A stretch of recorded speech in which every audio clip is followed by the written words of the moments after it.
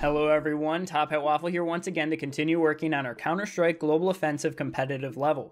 Today we will be importing custom textures and materials into Counter-Strike Go so that our level can stand out and be more unique. We're not going to start by loading Hammer. Every time we import a new material we have to reload Hammer, so it's just easier to not even start with it open. I've gathered some textures and materials that I want to import into CSGO. These are just from textures.com. I have a concrete texture, 2 marble textures, a decal texture, and a transparent grate texture, along with 2 normal maps. We'll start by doing the easiest, which is just a single texture with no other fancy parameters on it.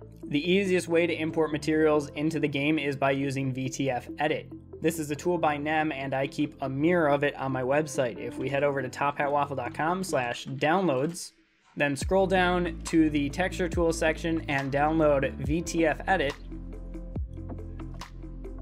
and then install it. This is just a full next installer, and we can associate it with VTF files. Before we import any materials, one thing to know is that Source Engine requires that all materials be a power of 2. They don't need to be square, but they do need to be a power of 2. These are values such as 2, 4, 8, 16, 32, all the way up to 4096. We're allowed to have materials that are, say, 1024 high by 2048 wide, or 16 high by 512 wide. If we load VTF Edit, and then go to File, Import, we can select the texture to be imported. After we click Open, we'll get the VTF Importer options. The default options will work for most textures that you're importing. VTF Edit will automatically resize an image if it's not already a power of 2 for you. But since this image is already a power of 2, it won't need to be resized.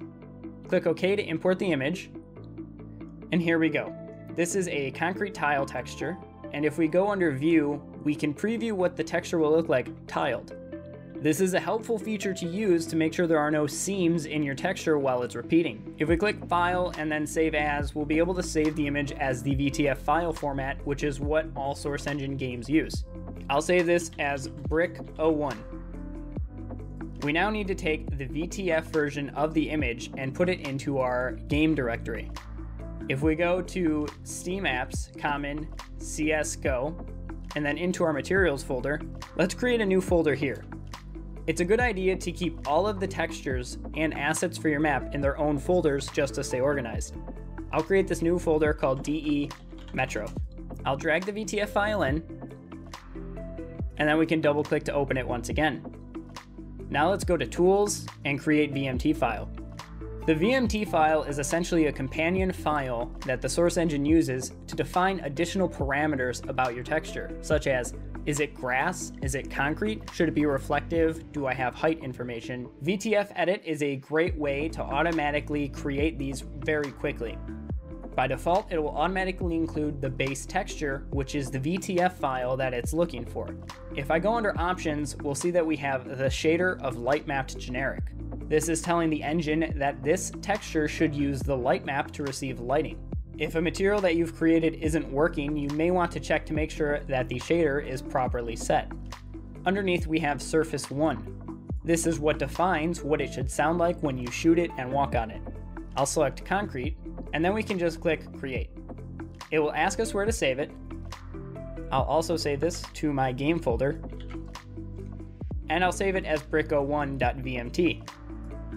Inside of the Materials DE Metro folder now, I have brick01.vmt. VMT files are just text files, and we can open them with a text editor like Notepad or Notepad++. To do some more advanced material things, we either have to do it by hand or use other third-party tools that you can find online. Now that we have a VMT and a VTF file, we're able to use this texture inside of Hammer on our level. Let's load up Hammer. Once Hammer's loaded, let's open up the Face Edit sheet and then browse for a texture. Let's do a search for DE Metro, since that's the folder that this texture is in. I can see that I have the small preview, and if I double click it, I can right click to apply it to some faces here. That doesn't look too shabby. Let's go take a look at that in game. Here we are in game now. We can see that we have our custom texture applied to the ground. If we want to see what texture we're looking at in game, we can open the console and type mat_crosshair. This will return the material under our crosshair. in this case DE Metro/Brick01. This texture doesn't look too bad, but it's very flat. It's missing any height information that these bricks would normally have in the real world, such as the divots in between the bricks themselves. To get this depth information, we need to use a normal map.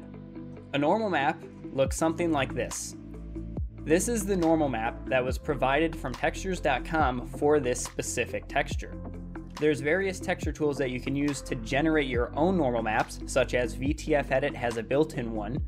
There's the NVIDIA normal map tools for Photoshop, Bitmap to Material, Crazy Bump, and a ton of others. This falls under more of texture and asset art creation, so I'm not going to go too in-depth on it here. Since I already have this normal map and it was provided for me, let's apply it to a different material so we can take a look at them side by side in game. Going back to VTF Edit, let's click File and then Import. And we want to open up the concrete tile normal. We'll use all default settings again. Going to File and then Save As. I'll save it into my game directory as brick01_normal. Now I have one VMT and two VTFs in this directory. Let's copy our brick01 VMT and also rename it to bumped. Inside of brick01_bumped, let's add a new line that is $bump map, and then the path to the normal map that we just created. This is telling the game that when we use the brick01 bumped to use this set of parameters. In this case, we'll have a base texture, concrete, and it'll have a bump map pointing to the normal texture that we just created. And now we need to reload Hammer so Hammer can pick up the new material. If we do another browse for DE Metro, we can see that we have two textures. The preview will be no different between the two, but we can see that this one says bumped. I've only applied bump mapping to this face, so we can use this one as a direct comparison of bump versus no bump. Let's recompile it so we can see what it looks like. Here we are back in game. On the left side we have the bumped version, and on the right we have the just flat version. The details are subtle, but they look very good. For instance, on this brick here we can see that the light is hitting this edge of the crack, whereas opposed over here, nothing's happening. We can also view the additional lighting information that's being cast here by using the matte Fullbright 2 command that we used in the lighting tutorial. This will allow us to visualize how the light is being cast onto this normal map surface. Using a normal map isn't required for all of your custom textures. You should use it where you think you'll get a benefit out of it. I like to make sure I use normal mapping on brick materials, cobblestone, other things that are very bumpy that you'll see the lighting information from. It also helps make your level look much less flat. What about transparent textures? Most of the time a transparent texture that you get will be a PNG value, since those do have transparency in them. Unfortunately, they lack the proper alpha channel that we need to get proper transparency out of them when bitmaps come into play. If I import the PNG that I have, we can see that the tiling checker behind it means that it is transparent. If I turn the mask off, we see that everything is filled with white. This poses a similar problem as in the texture tutorial, where when we start to zoom out and the bitmap switch, we'll see a white glow around these holes in the texture. This is due to bitmap filtering, and it's pretty easy to fix. We just have to do a little work in our photo editing software. Let's open that texture up in Photoshop, GIMP, or whatever, and we want to select the parts of the texture that will be transparent. We come over to Channels and click New, and then just hit Delete. By doing that, we've created an alpha channel that will contain all of the transparent areas. Let's turn all those back on, and we need to create one more layer underneath. Let's grab our color picker and then just choose a brown color and fill in the background. It doesn't look quite right, but that's because we don't have the mask combined with the rest of the texture. If we turn the mask on, we can see that we have the transparent bits where they should be. Let's go to File and then Save As. And we want to save this as a TGA file. You can save it as 32 bits a pixel and click OK. And now let's import this into VTF Edit. We see that we have the brown behind the grates, and when we turn the mask on by pressing Ctrl M, we see that it looks exactly how it should. this texture will not have any distance issues with bitmaps. Let's click File and save this as a VTF. And let's make sure we put the VTF inside of our DE Metro folder. After we copy it, let's open it up again and go to Tools, Create VMT File. Under Options, we want to select Translucent. I'll also set its surface property to metal and click Create. I'll save the VMT into my CSGO materials folder.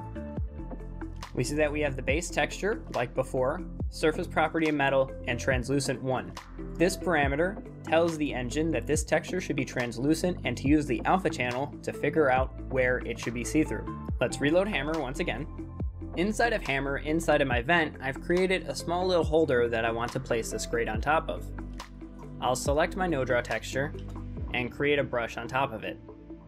I'll make it a funk detail, and then I'll open my face edit sheet and do another browse for Metro.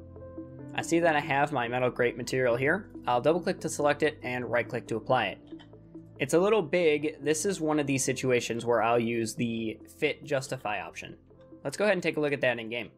Here we are back in game. If I walk over to the vent and look up, there's the grate that we just created. And if we fly away from it, we won't have any bitmap issues due to the brown layer behind the texture that we placed in Photoshop. The final thing that we'll go over are cubed map reflections in our level. These are done by creating MV cube maps throughout the level and then building cube maps, which are then later assigned to faces that request them using a VMT parameter. Down in the Metro, I have this custom tile texture. Inside of the VMT is just a very basic base texture, surface prop, and bump map like we just previously created. If we want to tell the game that this texture should be reflected, we can do this by adding one line. By adding $NVMap, NV_CubeMap, this tells the engine that we want an NVMap applied to this texture, and we want to use an MV_CubeMap entity to do so. Since this texture already exists in Hammer, we don't have to reload Hammer for it to update. Once we go back to Hammer, we can see that this texture now has a weird shine to it. This is reflecting the current default cube maps, which is of the DE Vertigo skybox. This is normal operation and nothing is wrong, this is just how Hammer handles reflective materials. Let's compile that and see what it looks like in game. When we come down to our Metro, there are no reflections on this material. This is because we have no NV cube maps like I previously mentioned. We have to have an NV cube map present in our level for there to even be reflections in the map. Switching back to Hammer, let's create a few NV cube maps using the entity tool. We'll place a new entity and we just want to change this class to NV_CubeMap. We're left with this little chrome looking sphere. We want to raise the NV cube map up to be at player height, so the reflections make the most sense. The easiest way to do that is to put the NV cube map onto your clipboard. NV cube maps should typically be placed throughout the level where players can navigate. In this area here, I'll place one right here, over in the bomb site, here, and right there. We'll also want to place them in areas of high contrast, so that way if we're in a hallway, we're not reflecting anything that could be on the outside. The weapon scopes in the game will reflect the closest cube map that the player is to. So if we're inside this room here, we don't want to be reflecting this cube map outside. In this instance, I'll put another cube map in here and that should take care of that. We'll also want to put another cube map about right here to handle this transition. Now we need to raise the cube maps up. The origin point, which is in the exact center, needs to be 64 units up from the ground. Let's go to Map and then Entity Report and just select all of our NV cube maps. Press Ctrl M to open the Transform dialog, select Move, and we want to go 56 units on the Z axis. Click OK, and all of the cube maps will shoot up, and they're now at player eye height. Now let's compile and see what difference that has made in game. There's still no reflections happening on our tiles. Let's open the console and type build cube maps. What we just saw was the game taking snapshots around each NV cube map entity, and then save that information into the BSP file and has applied it to our textures. We can see here that this rainbow checkered board pattern that I applied to these Metro cars has been successfully applied and reflected in the ground. One thing you may notice is a harsh change in reflections between where brushes are. This is due to the cube map over here reflecting this orange wall, but this one is reflecting this wall here. There's no perfect world situation fix for this, but we can assign faces to use a specific cube map. Let's go back to Hammer. We can select this NV cube map here, and then under brush faces, let's choose pick, click on this face here, and while holding control, click on this other face, along with this one and this one. I'll then move this cube map over here and choose pick again, and we'll have these faces share this cube map. This cube map will power these three faces. I don't need that one. And this cube map will handle these. And this one will handle these over here. You don't have to manually assign these, as it does do it automatically for you. But manually assigning them can fix that harsh change in reflection when we switch from one cube map to another on a texture. One other thing I'd like to look at is the cube map size. The default is 32 by 32. This means that the image that the game is taking a picture of is shrunken down to a 32 by 32 image. This results in essentially a reflection being a cube mapped 32 by 32 image. We can increase the size of the cube map for higher detailed reflections. I'll set this one to 256 by 256. You should also take care to not just set every cube map in your level to use the 256 by 256 or a higher cube map size.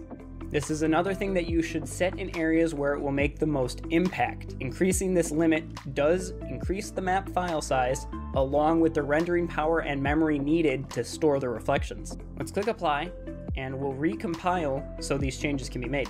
We're back in game after the compile, and look at that, all of our reflections are gone. We have to rebuild the cube maps after every compile if we want to see them. So once again, I'll do build cube maps in console, and then our reflections are back.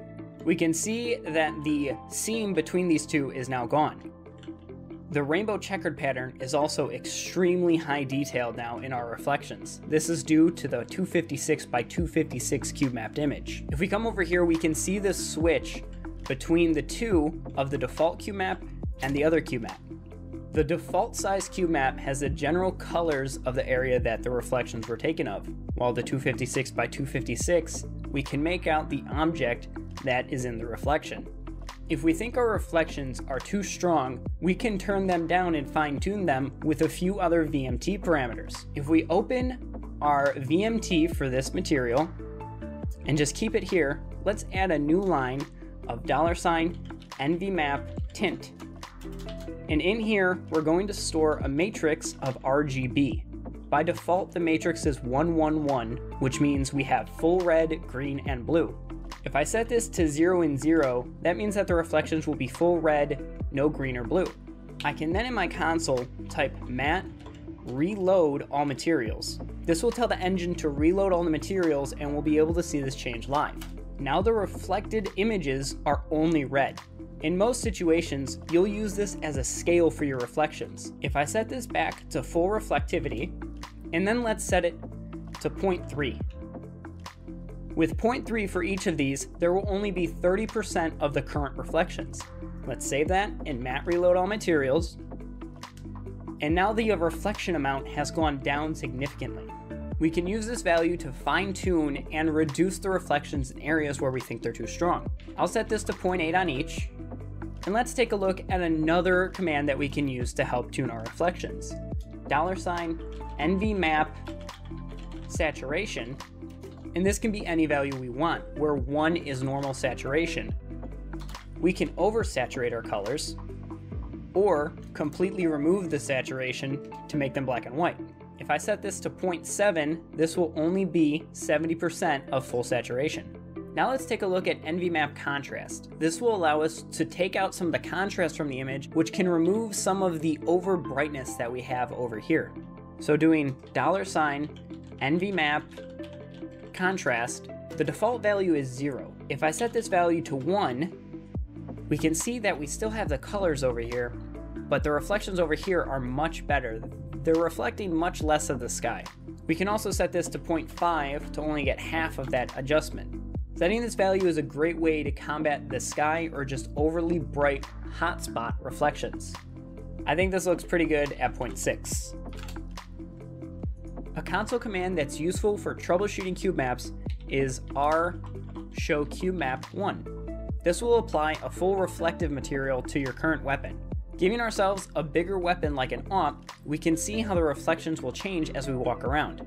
The current cubemap that I'm in is the 256 by 256. We can make out the tiles and the image on the train car behind us, but if I step to the right, we'll switch to the default size cubemap. This will let us see the true difference between the two.